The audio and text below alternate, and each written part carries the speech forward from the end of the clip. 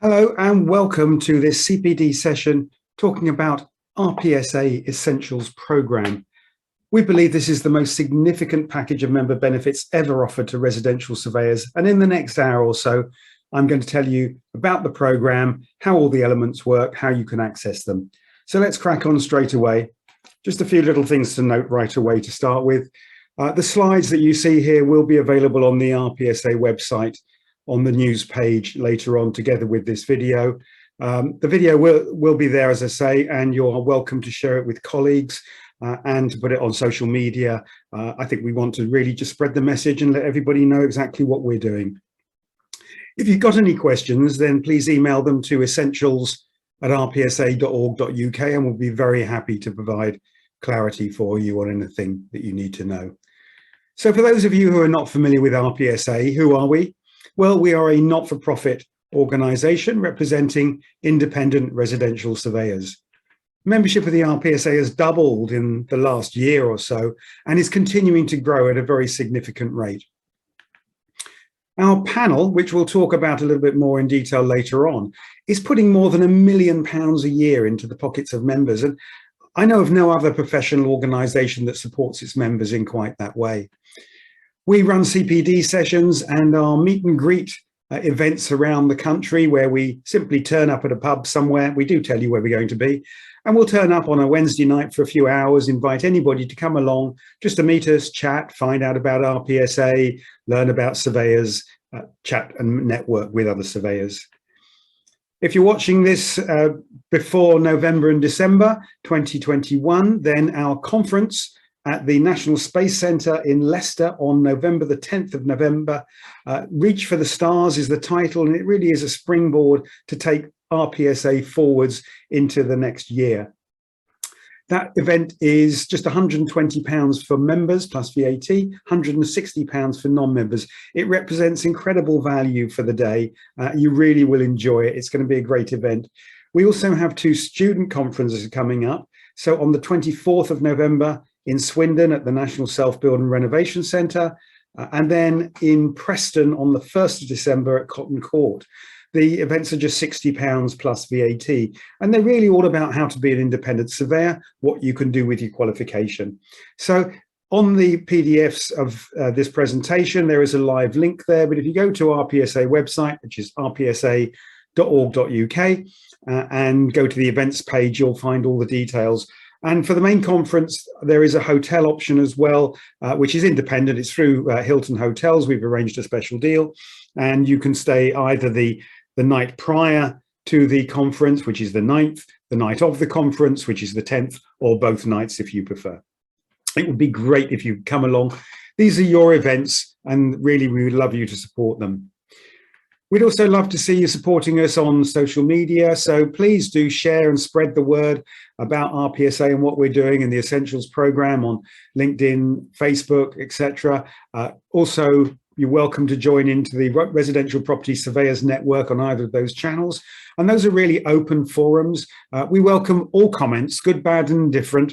If students want to put things on there, that's fine. They're really open. We don't censor them, and we really want everybody to feel included. You'll find some of the videos I've done on YouTube. I'm not a great YouTuber, but hopefully you'll find them useful and interesting. And also Instagram and Twitter, we're across all of social media. And certainly social media is something that we plan to work much more strongly with over the next year or two. Why now? Why are we introducing the Essentials program now? Well, quite simply, because of our membership growth, we are now a very recognizable organization. And I think it's important that we state clearly what our aims and ambitions are so that everybody is extremely clear about that and there can be no confusion. There's a vacuum in the industry. For a long time, people have been saying to me that no one is out there supporting residential surveyors. There is no other association that is focused purely and completely on the interests of independent residential surveyors. That's all that RPSA does. Everything we do is to support you, the independent residential surveyor. That's it, full stop. And so because we're so focused and dedicated, we can make a real difference. As our membership has grown, and people have come in perhaps from other organizations as well, People look for that credibility, all those badges of professionalism that sit alongside a professional membership association. And we wanted to make sure that all those elements are in place so that everybody can feel quite comfortable. We're becoming more recognized with consumers. I think it's fair to say that most consumers in the surveying space are fairly uninformed. They may be aware of a badge, but certainly they are becoming aware of RPSA now. We are getting more and more people saying they specifically want an RPSA surveyor to do the survey for them. And within the industry, there's a much higher level of awareness of RPSA and what we're doing, and certainly with other stakeholders, we work very hard to raise our profile so that people know what we're about. I think the other thing that, of course, looms large in the thoughts of all residential surveyors is the Hart versus Large case. And, you know, I know Richard Large very well. He used to be a member of RPSA. I think the important thing with the Hart versus Large case is that it was exceptional in many, many ways. And the circumstances surrounding it are very, very unlikely to be repeated in the near future, I think. So, but there are lessons that we can learn from it. And that's the lessons that we have tried to bring forward through the Essentials program, and particularly with our terms and conditions, because there were some very important sort of legal points that we needed to look at there. Our panel has been growing. As I said, we're putting more than £1 million a year into members' pockets now. As it's done that, of course, we need to protect members more and more, make sure that we are doing everything possible to have all the pieces in place for people to do work for the panel properly and safely. We are taking much more of a leadership role in stakeholder activity. For example, you may be aware that we recently completed a 2-year piece of work with the New Homes Quality Board, looking at snagging standards and inspections. We've recently embarked on a project with the Property Care Association, looking at the problem of spray foam insulation in loft spaces and what sort of advice and guidance we should be giving to surveyors and valuers. And of course, then people do look at us as a credible organization and they say, well, okay, have you got all the bits and pieces that sit around that level of credibility? And we're extending our membership reach. So I think there are a lot more members now of other traditional organizations who are looking at RPSA and saying, well, RPSA does offer me something additional over and above what I'm already getting, but I want to see that all those elements are in place so that I can be satisfied they are a professional organization. And of course, that's what we're aiming to fill those gaps. But we're filling a gap in the industry. As I said before, there's nobody else who focuses entirely on the interests of independent residential surveyors and essentially driving business to your inbox one way or another. What matters most is to protect and support you, our members, and really by providing the most up-to-date, reliable and thorough suite of benefits ever offered by a surveyor's organisation. And I can honestly say no other organisation has ever put together a package of benefits in this way. And the remarkable thing that all of this is included in your membership fee. There is no additional cost for all these benefits we're providing you with. What is the Essentials package? It is a unique, wide-ranging, detailed and comprehensive package of documents, procedures and protocols with the aim of protecting you and your clients and really helping you deliver the needs of businesses in a challenging and demanding environment. And you know, today's business world is ever more challenging and demanding. A few things which are worth noting that I'll mention. RPSA is not an exclusive organisation insofar as you can be a member of other organisations, be it RICS, CAB, CIOB, absolutely alongside RPSA. We offer something very different. And we are all about, as I said before, trying to drive business to your inbox, because that's what we are there to do, and we are there to fly the flag for you at a national and stakeholder level. If you're a student coming into the industry and you're thinking of setting up as an independent surveyor, well, we've got everything you need. There is now a complete toolkit. So literally, you can step out of your training with your qualification and get going as a surveyor the next day. And all of this is for just £15 a month. There's another link there, but you can go to the RPSA website, rpsa.org.uk, and click on the membership link and fill in a small form there. And I say £15 a month covers all of this. It really is a very, very exceptional deal, I think. It is true to say that the full Essentials benefits package is only available to full RPSA members. So that's your £15 a month. It's not available, for example, for students. So, the terms and conditions that we've produced are not available to you for using for assessment purposes or anything like that. These are very strictly controlled in terms of distribution. The full package goes live via our website on the 6th of October. You will not get any of these documents until the 6th of October, when you will then go to the membership section. Now, if you go to our website, down at the bottom right, you'll find a member login area. What you need there is your email address and your membership number, which you will find on your latest renewal email from us. If you don't know your membership number, then pop us an email to membership@rpsa.org.uk. What's in the Essentials package then? Well, it's the big five. We can see here that everything is available to full member, code of conduct is available to students, the rest is available when you become a member. But the big five, and although there are 5 individual elements there, they are not individual elements. They are all interlinked. And in one way, it's why it's taken us quite so long. It's been more than a year of really hard, consistent work to bring all this together, because none of these elements should be seen in isolation. They all link together, and you'll see as we go through that there's a definite connection between every single part of this, and that's why we had to create this complete package and bring it all together at the same time. And the reason for having a hard start date on the 6th of October is that will then tie in with the emails and paperwork that goes out through the panel and all our agreements with surveyors and so on and so forth. So it all fits as one. So let's make a start. First of all, looking at terms and conditions. These are always a bit of a sort of a tough one for surveyors to know how to do. So we went to RPC. Now, RPC are the foremost lawyers in this sector.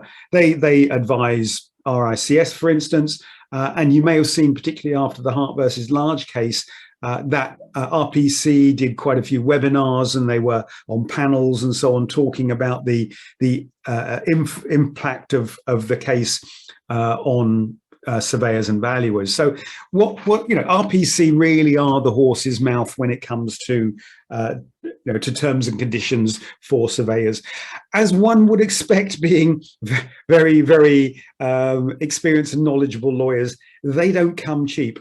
And it's fair to say we have spent your money, your membership money, and the money that the RPSA derives from the panel, that has been spent on this. And so these will be protected for RPSA members. The terms and conditions that we have produced are there to reflect past and recent judgments. So obviously the Richard Large case, in terms of the limitation of liability, was a particularly noticeable factor, but also the lawyers have looked back through case law and events that have taken place in courts to see how best to protect surveyors going forwards. But, really it's important to understand that no terms and conditions can replace thorough inspection and reporting. If you follow the RPSA survey inspection reporting standards, which are based on a full and thorough inspection on every single occasion. In the RPSA world, there is no level 1 or level 2 inspection. There is only the full and thorough, equivalent to a level 3 inspection. You check every window, you lift every drain cover, you flush the toilets through, etc. You do it all. It's non-invasive, as all these surveys are, but is a full and thorough inspection. And that is the only inspection that is included in the RPSA survey inspection reporting standards, although there may be different levels of report. But nothing can replace thorough inspection reporting. But also equally, nothing can guarantee immunity from claims and awards. And frankly, that's why we have insurance, because when it does go wrong, well, that's what we fall back on. The terms and conditions, as we've said, have been produced at very great expense of your money. So they mustn't be shared. And they are only available to RPSA members. They are copyright to RPSA. We own them. And we will ask you to agree not to share them. And if you do share them, well, we may come after you for the cost, because they are only for RPSA members. And they are only available through the member login area of the RPSA website. There will be a requirement for RPSA panel work because of the complexity of the documentation handling and so on. We've got to know exactly what the terms and conditions are. So as a member of the panel, we will send the terms and conditions. We will send these terms and conditions to the client, and therefore you will need to work to these terms and conditions. And most importantly is you must thoroughly read and understand every part. We ask our client to agree and read the terms and conditions. You must understand them as well. And you need to read through them probably several times to make sure you fully understand everything that's in them and that you can answer questions on them if asked. And the reasoning behind the statements that are made in the terms and conditions. Now, terms and conditions are not just one document. They're just not just one sheet. They are two parts. And the two parts are inextricably linked. You cannot have one without the other. They fit together. So what are they? Well, the first one is the terms of service. So now we've done this in two versions. So one was generic, covering all product types, building surveys, home buyer survey, home condition survey, buy to let. The other ones, there's single product versions. And we've done that because some people prefer one over the other and you have a choice. But they are the same otherwise. They are linked to the order, as I said. They are a description of the service that you do and some other information in there to your client. So, for example, explaining that you will retain your documents for 15 years. Why so long? Well, that's the normal legal requirement. But if we look at the Richard Large case, he did the survey in 2011, and it wasn't finalized through the courts until 2020, so 9 years. And that's a long time. And just keep that in mind a little bit. We'll come back to that a little bit later on in this presentation. Now, the limitation of liability is the big one, because what was exceptional about the Richard Large case is that the award against him was around £750,000, of which he was liable for half because half had been paid by other parties. But Richard was held liable for defects, not only that he could have seen, but defects that he could never have seen.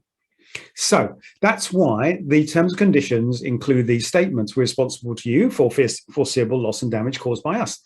You know, we accept the fact that if we make a mistake, we're liable. Our maximum liability to you for our negligence or any other breach or fault on our part arising in connection with the service shall be limited to the cost of your rectifying any defect in the property, which under the terms of this contract, we should have, but did not notify you of or failed to adequately notify you of in the report. So we are saying we are only liable for those defects which we could have identified, but which perhaps we failed to identify.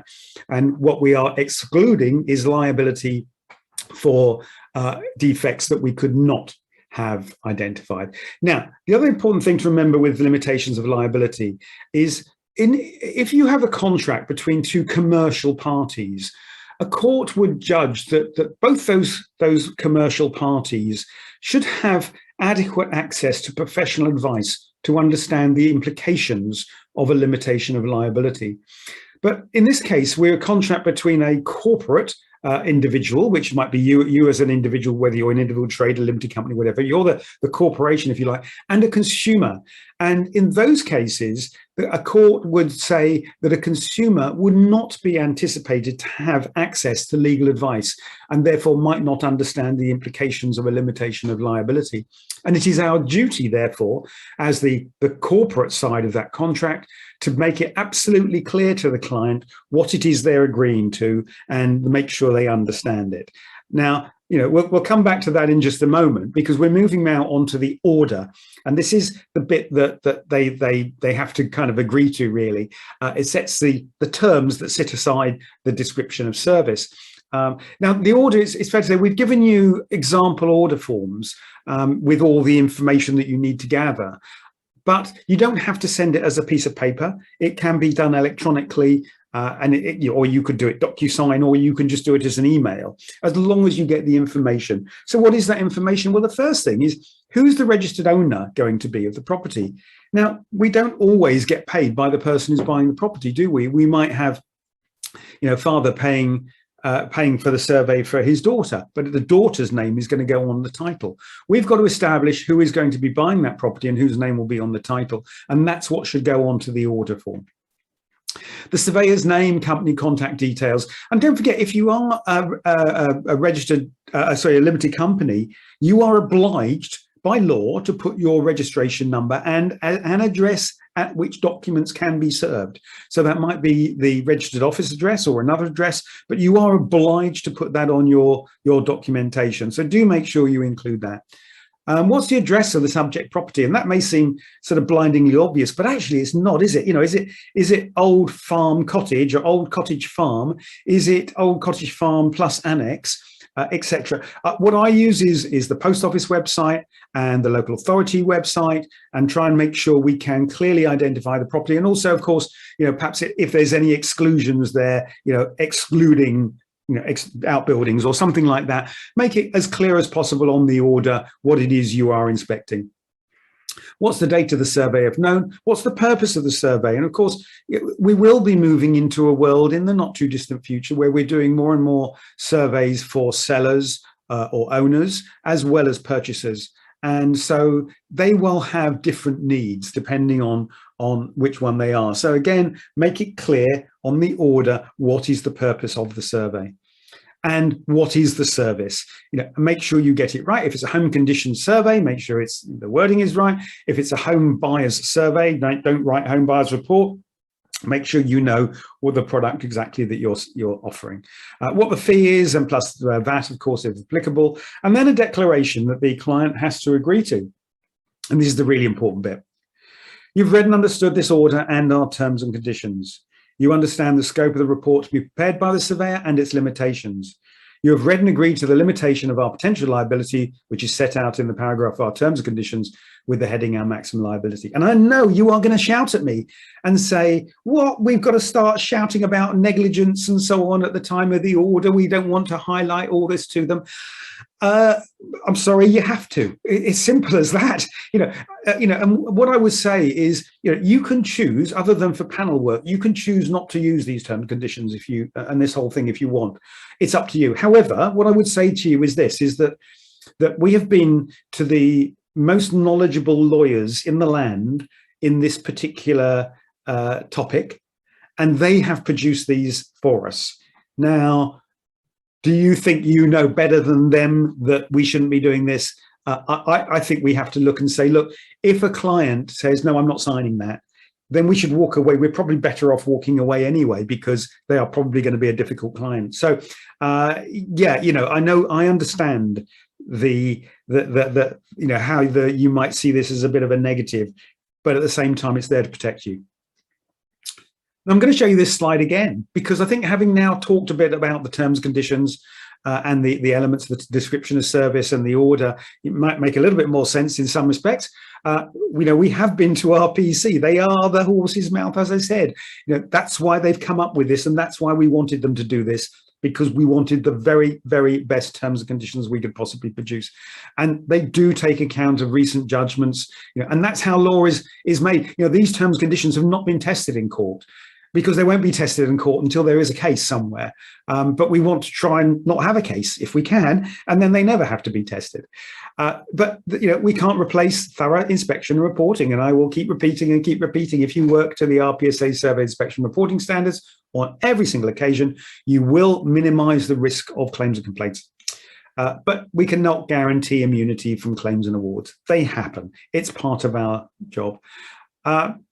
You can see an awful lot of time, effort, and money has gone into producing these terms and conditions, and that's why we don't want to share them. Why should we give them to other people? Let's keep them only for RPSA members. We're asking you not to share them. They are copyright, and they do say copyright on them. They are not for sharing. They're only available to RPSA members through the login area. You will be expected to work to these for RPSA panel work. And I'll come on to that bit of it, the paperwork side, in a little while. And you must thoroughly read, understand every bit of them. And that brings us on to the next bit, really, because, you know, if we're expecting our clients to agree to something, we need to tell them who we are. What are we? You know, and that's why we've now got a new code of conduct. What is a code of conduct? Well, it does a number of things. It's there to clarify our mission, the values and principles of the RPSA and its members, to inform members, clients, and professional colleagues, to encourage discussion. And I think that's really important. You know, this is a movable feast. It's not fixed. This code of conduct will change in time over years as, you know, the world around us changes. And it's all about bringing clarity and transparency. There are 5 key elements to the Code of Conduct. Firstly, standards of professional conduct. I'm sure you can understand the sort of things that are going to be in here, but you'll be able to read all about them when you get the documents on the 6th of October. But it's a pretty straightforward part of it. Complaints handling, as we would expect. Equality, diversity, and inclusion policy, and I think this is one of those areas that has really moved in the last few years, as I think our awareness of EDI has become more heightened, and certainly it's an area that we have focused on. Health and safety policy and an environmental policy, again, that is one that has become more to the fore in recent years.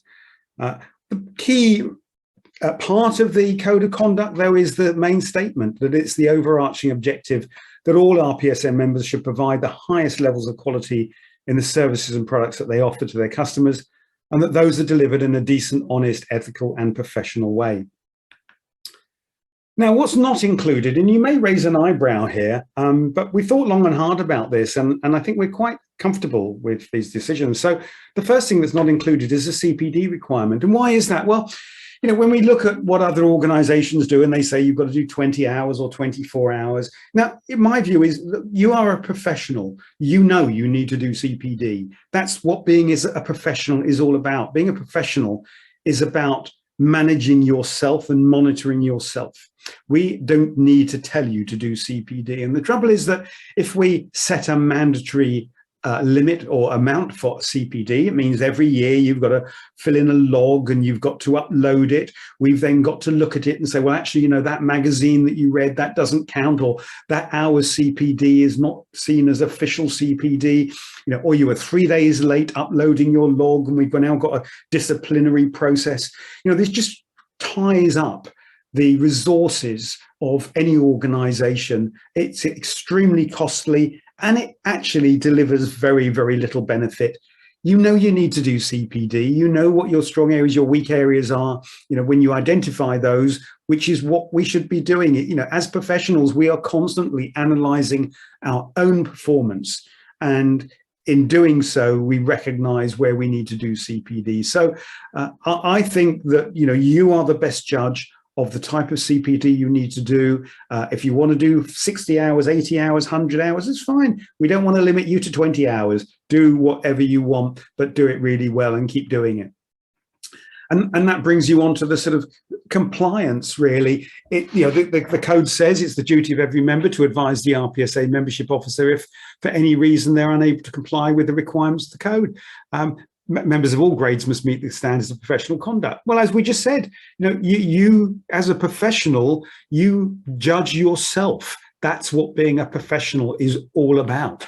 And if you are not able to meet the requirements of the code. And if you aren't, we don't want to then turn around and say, right, let's just kick you out. No, what we want to do is to say, how can we work with you to improve what you're doing, to support you? It's not about a draconian disciplinary process trying to throw people out the whole time. It's about helping people to get better and to improve. And that's what we want to achieve here. So now it's something we'll keep under review because, I do understand there may be occasions when somebody is not suitable for membership because for whatever reason, and we have to be mindful of all different circumstances. And I don't think we can write one black and white policy that is going to cover all circumstances. So we need to look at it.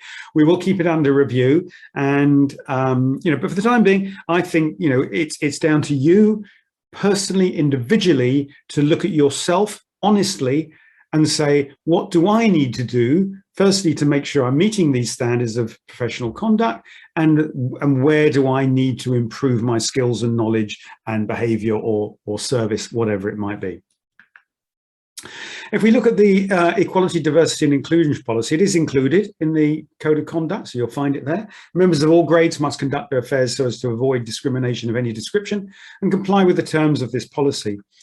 The policy is to create environments free from and take seriously complaints or notifications of bullying, harassment, victimization, unlawful discrimination by fellow members and colleagues, customers, suppliers, visitors, the public, and any others in the course of the organization's work and activities. So that means wherever you are, whatever you're doing, look out for this type of issue.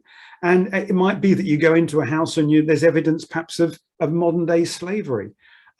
We have seen, have we not, in recent weeks, how, professional organizations even, have a culture perhaps, or have had a culture where people were not free to voice concerns and sack the result and so on.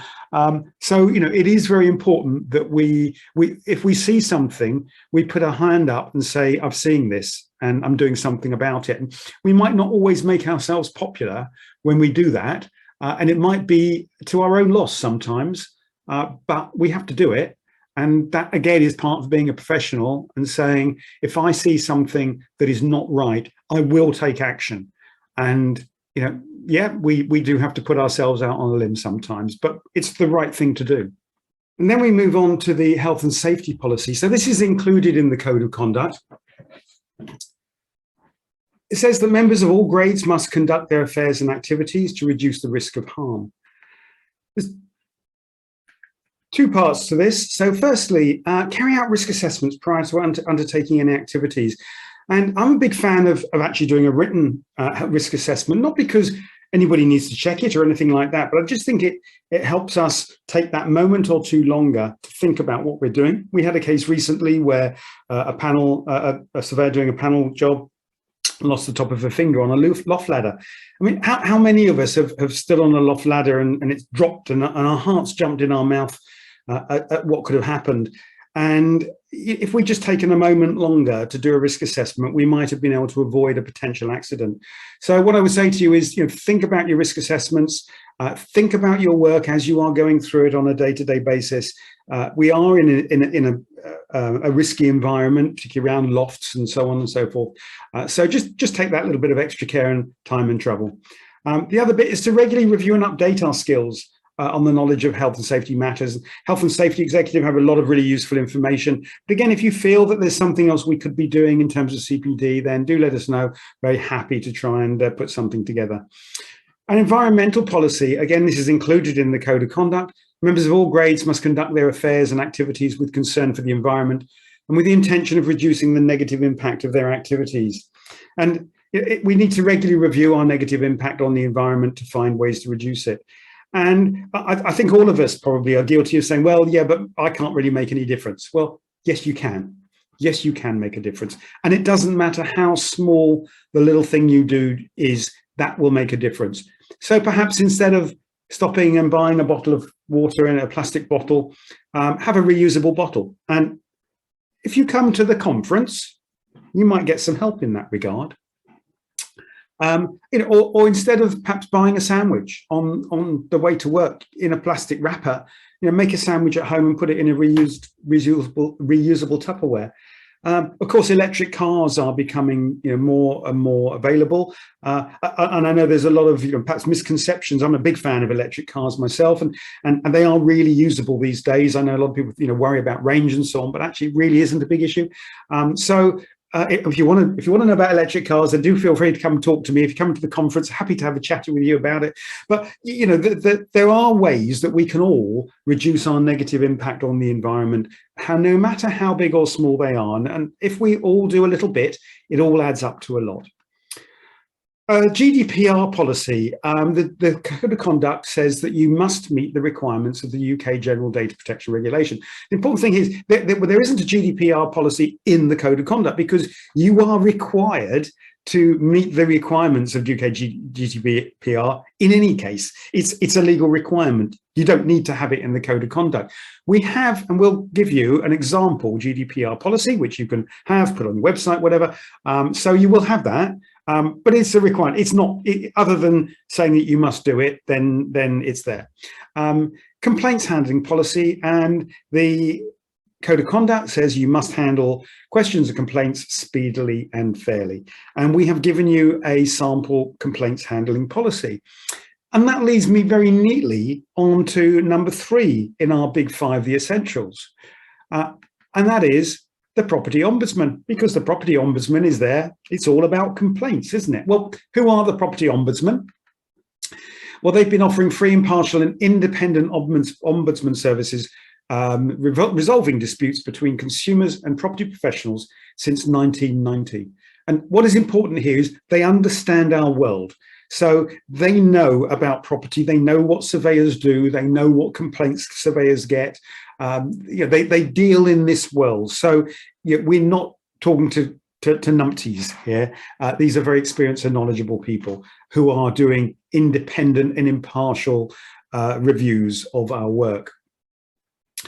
The word free there is to the consumer, and that's the important bit.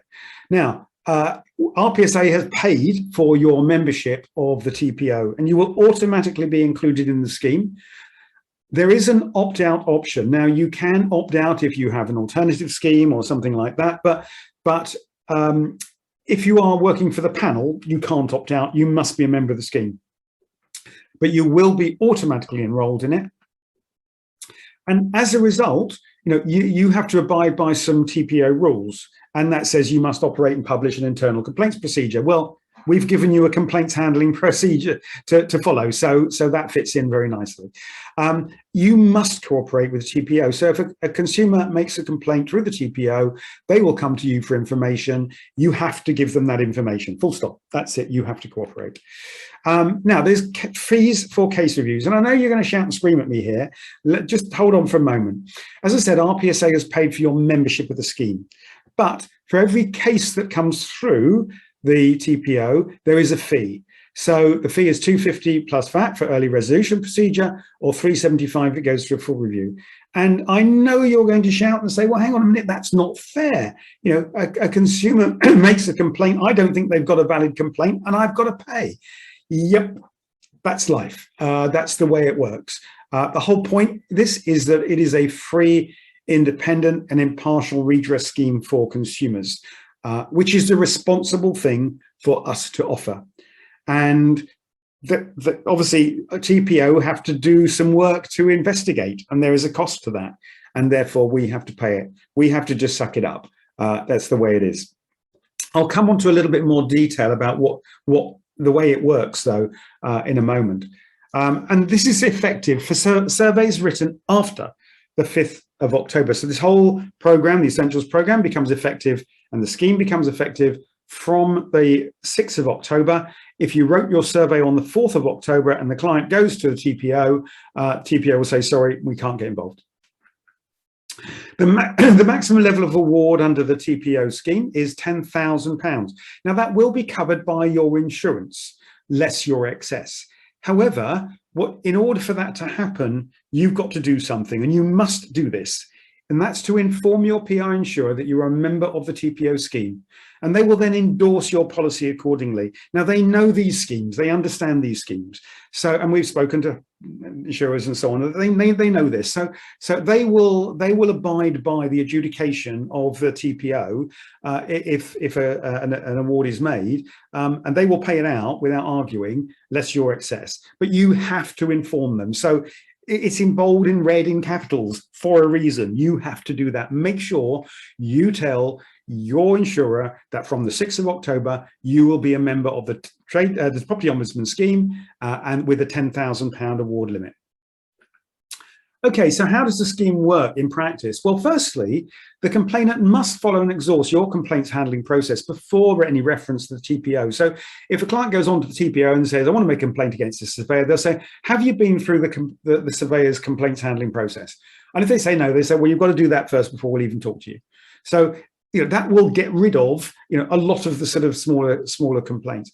Now, then the TPO, if they've done that, the TPO will sort of take the details. Now, they know where, they fully understand there are some completely spurious complaints that frankly are going nowhere. And if that's the case, they will do everything to bat it away before you have to start paying anything, simply because they know whether something is likely to be, whether there's a case to answer. But if there is a case to answer, then they can ask for your agreement and the agreement of the complainant to use the early resolution process, which means it's all going to be dealt with nice and quickly, and it costs you $250 plus VAT. If either party does not want to do that, then it goes to full investigation and the full review, which is $375 plus VAT.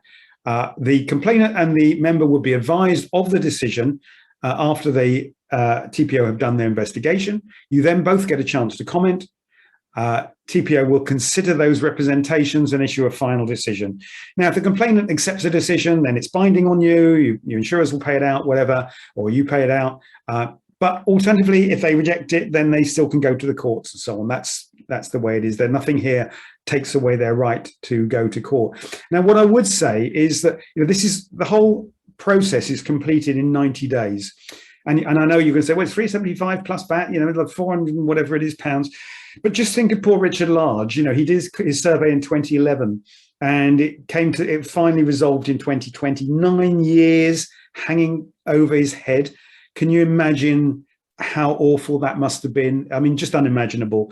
To get it out the way in 90 days, it's worth that money, no question at all. So, look at it in those terms as saying this is going to help resolve this. In the majority of cases, it will be resolved within that 90-day period. You can get rid of it and move on with your life, and get on with your work. It's so important. So a couple of things that our RPSA offers you to support the scheme. As I said, a complaints handling process. We've got example responses to complaints that you can give. But it's also important to say that you may be required as a term of your professional indemnity insurance to advise your insurer of any matter which may result in a claim prior to any response to your client.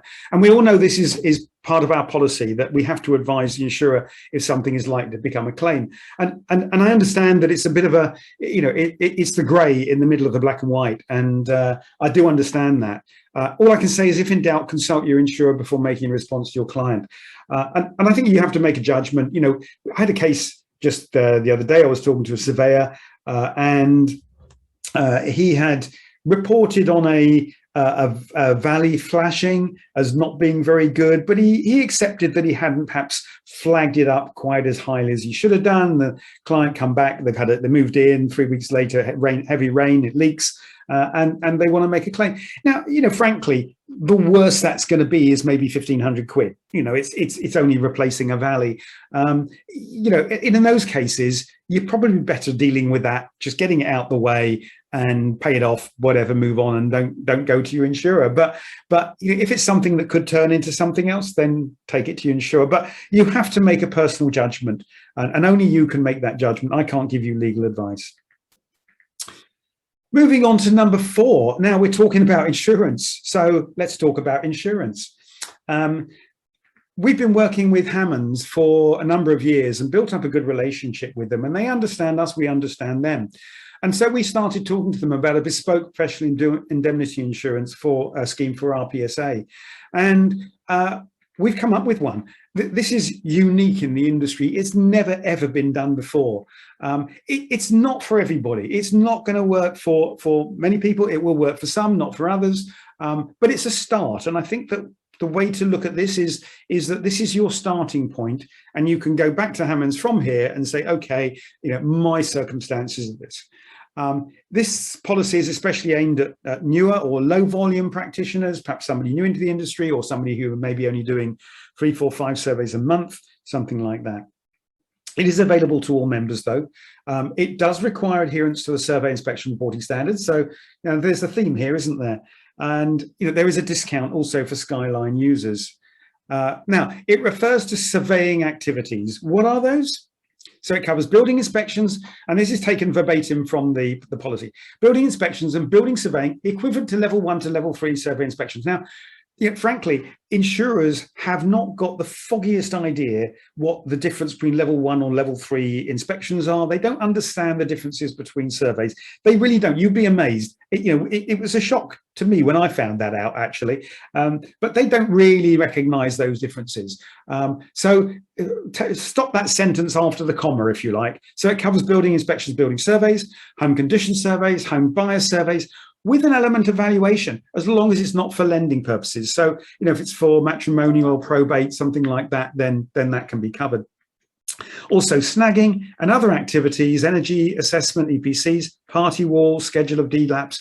But if in doubt, ask. And as I say, this is very much a starting point. There are conditions on the policy. So firstly, no valuation for secured lending, no asbestos surveys, fire safety, or properties over 18 metres. for obvious reasons, as we know now. 90% from residential property, or 90% plus, which means that if you've got a commercial, shop with living accommodation above, you can still do that. So, if there's a small commercial element there. It excludes Northern Ireland, unfortunately. I have discussed this with the insurers. I cannot understand why they have a problem with Northern Ireland. They just seem to, and I don't understand it. We'll keep working at it, but I'm sorry, Northern Ireland, we sympathise. It's for somebody with relevant qualifications or 5 years experience. You don't have to have both. If you've just passed your diploma in residential surveying evaluation or your building surveying degree, you're straight in. There's nothing else. You don't need to do anything else. As I said, adherence to the survey inspection reporting standards. Now, it says it excludes listed, unique, unusual, or pre-20th century buildings and or churches. And you'll say, well, hang on a minute, what about all the Victorian stuff and so on? Yes, they want to understand what you do. So, if you can't tick the box to that, say, well, okay, 25, 30% of what I do will be pre-20th century, for example. Fine, tell them. As long as they understand what you're doing, they just need to understand their risk. It excludes EWS1 forms. You do need a claim-free record. With an average property value, just on that claim-free record, I've got a claim. I had a claim back in 2012, quite a big one. It's never affected my premiums. So just because you've got a claim doesn't mean to say that it's going to affect things. Average property value of 300,000 with a max at 1.5 million. I went back to them on my policy and said, well, I do properties up to 3 million. They said, oh, okay, well, we'll just make a note on your policy. That was it, nothing more. So again, just make sure they understand what you do. And as long as they understand what you do, so the policy form that we've got is for, if you can tick all the boxes, fine. If you can't, then go back to them.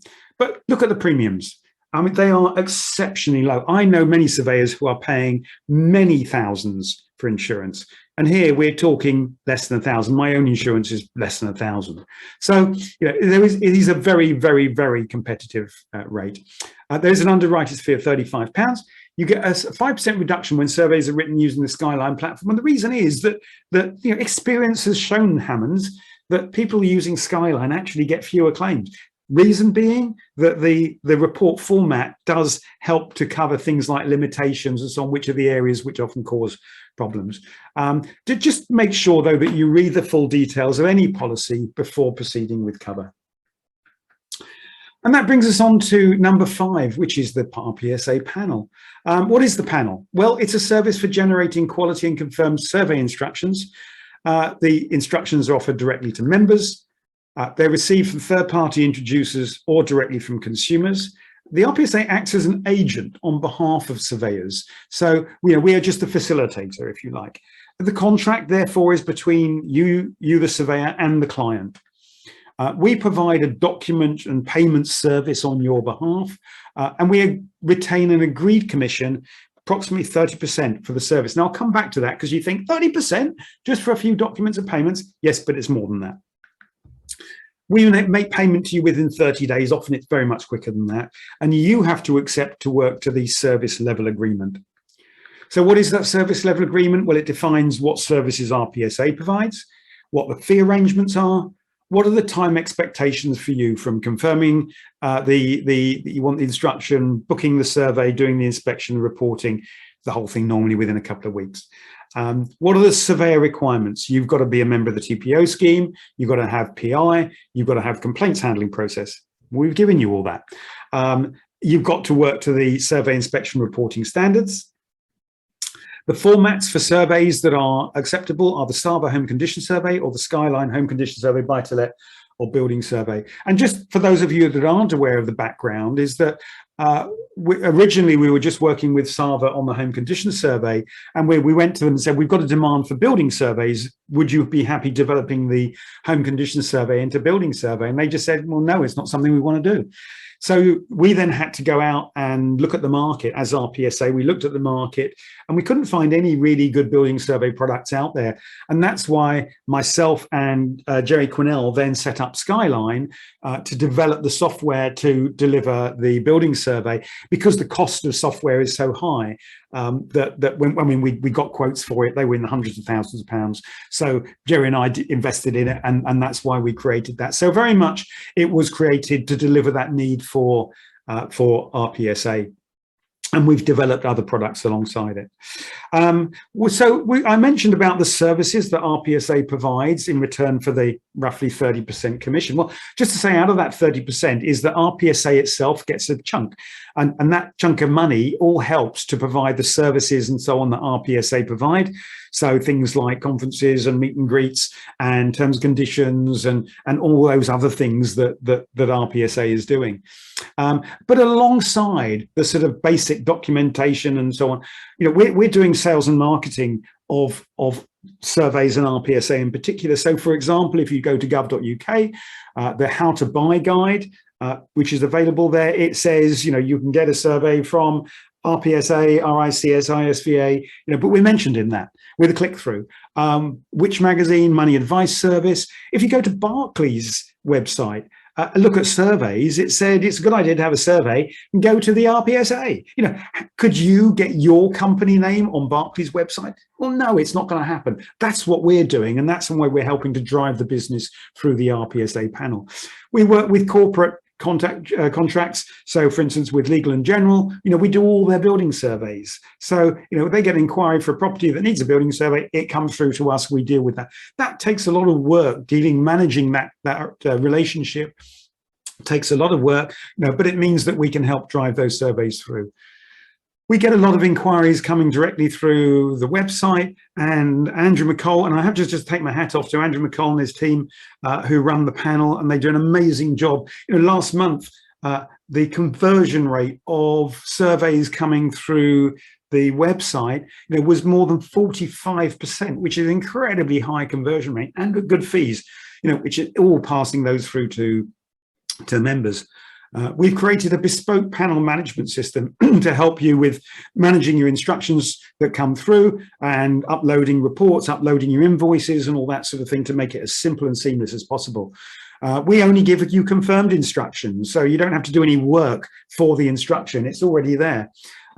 And we have a dedicated, client payment portal, so that we deal with all the payment side of it. You don't even have to pay the card charges, and we handle all the documents, terms, conditions, which is why it's important that we know exactly the terms and conditions that are being used, and that's why we're adopting the new ones, invoicing, reports, etc. So in order to access panel instructions, contact Andrew McCall, Andrew at rpsa.org.uk. He can talk to you about getting set up.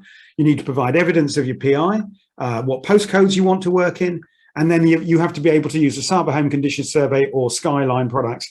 And again, Andrew then would ask if you wanted to use Skyline, ask for your permission to pass your details through to Skyline, and then we can then contact you directly from Skyline and provide you with training and so on. And you have to agree to use the terms, conditions and the service level agreement. But the RPSA panel is putting more than £1 million of fees into members' pockets, which is phenomenal. And that is growing. So, it's a really, really active panel. We want it to grow. We need more people on it. The more people we have available, the more work we can try and secure. So just to summarize everything we've been talking about very, very briefly, the Essentials program, the terms and conditions is all about protecting you and your clients. The code of conduct there demonstrates professionalism. The property ombudsman there is to give consumer confidence. Your property professional indemnity insurance is about that critical support. It's that final line of defense, if you like.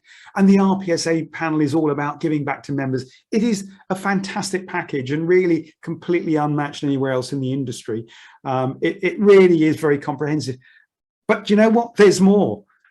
We've got 3 more big announcements. The first one of those well,